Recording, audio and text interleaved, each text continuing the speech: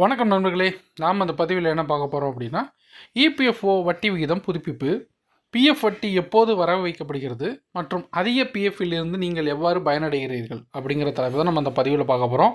நீங்கள் நம்ம சேனலுக்கு இப்போ தான் புதுசாக வரீங்கன்னா சேனலை மறக்காமல் சப்ஸ்கிரைப் பண்ணிக்கோங்க. கூடவே பெல் ஐக்கானையும் ப்ரெஸ் பண்ணுங்கள். வாங்க வீடியோக்குள்ளே போகலாம்.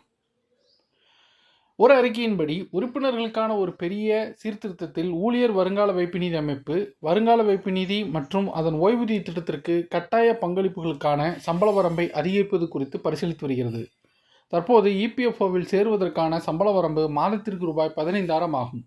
சம்பள வரம்பை உயர்த்துவது தனியார் ஊழியர்களுக்கான ஓய்வூதியத்தை அதிகரிக்கும். தற்போது இபிஎஃப்பின் கீழ் இபிஎஃப் கழிக்கப்பட்டு குறைந்தது 10 ஆண்டுகள் பணியாற்றிய ஊழியர்கள் 58 வயதுக்கு பிறகு ஓய்வூதியம் பெறுகிறார்கள். மேலும் அவர்கள் பிஎஃப் தொகையை வைப்பு நிதிக்கு வட்டியையும் பெறுகிறார்கள். பிஎஃப் விலக்கு என்பது ஊழியர் வருங்கால வைப்பு நிதி விலக்கை குறிக்கிறது. இது ஒரு ஊழியரின் அடிப்படை சம்பளம் மற்றும் அகவிலப்படியிலிருந்து 12% ஆகும். மேலும் இது ஒவ்வொரு மாதமும் அவர்களின் சம்பளத்திலிருந்து கழிக்கப்படுகிறது. முதலாளி இத்தொகையை பிராந்திய பிஎஃப் ஆணையருக்கு செலுத்துகிறார். முதலாளியின் பங்கு பிரிக்கப்படுகிறது. 8.33% ஓய்வூதியம் நிதிக்கும் மீதமுள்ள 3.67% வருங்கால வைப்பு நிதிக்கும் செல்கிறது. ஓய்வூதிய நிலையின் நிலைத்த தன்மைக்கு ஒரு குறிப்பிட்ட வரம்பை மீறாமல் இருப்பதை உறுதி செய்வதற்காக ஓய்வூதிய நிதிக்கு முதலாளியின் பங்களிப்பு ஒரு நிலையான தொகைக்கு மட்டுமே. பிஎஃப் பணத்திற்கு வருடத்திற்கு எத்தனை முறை வட்டி கிடைக்கும்? இபிஎஃப்ஓ பிஎஃப் வைப்பு தொகைக்கு வருடத்திற்கு ஒரு முறை வட்டி செலுத்துகிறது.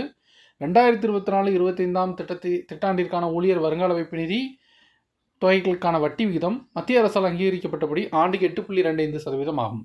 இந்த விகிதம் முந்தைய நிதியாண்டை போலவே உள்ளது மற்றும் ஏப்ரல் 1, 2024 மற்றும் மார்ச் 31, 2025க்கு இடையில் செய்யப்பட்ட பங்களிப்புகளுக்கு பொருந்தும். இபிஎஃப்ஓவின் மத்திய அரங்காவலர் குழுவின் வருடாந்திர மதிப்பாய்வு மற்றும் நிதி அமைச்சகத்தின் ஒப்புதலை தொடர்ந்து 2025-26 நிதியாண்டுக்கான வட்டி விகிதம் பிப்ரவரி 2026 வாக்கில் அறிவிக்கப்படும் என்று எதிர்பார்க்கப்படுகிறது.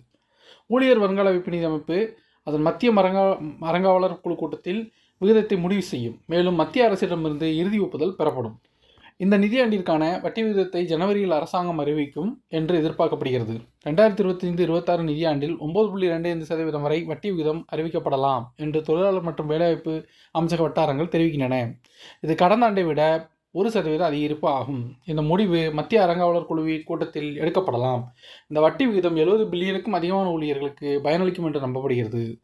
மத்திய அரசு நிதியாண்டிற்கு 9.25% வட்டி விகிதத்தை அறிவித்தால் கணிசமான தொகை அவர்களின் கணக்குகளில் டெபாசிட் செய்யப்படுவது உறுதி. ஒரு ஊழியரின் பிஎஃப் கணக்கில் ரூபாய் 6 லட்சம் இருந்தால் ரூபாய் 55,000 வரை 9.2% வட்டியில் மாறலாம்.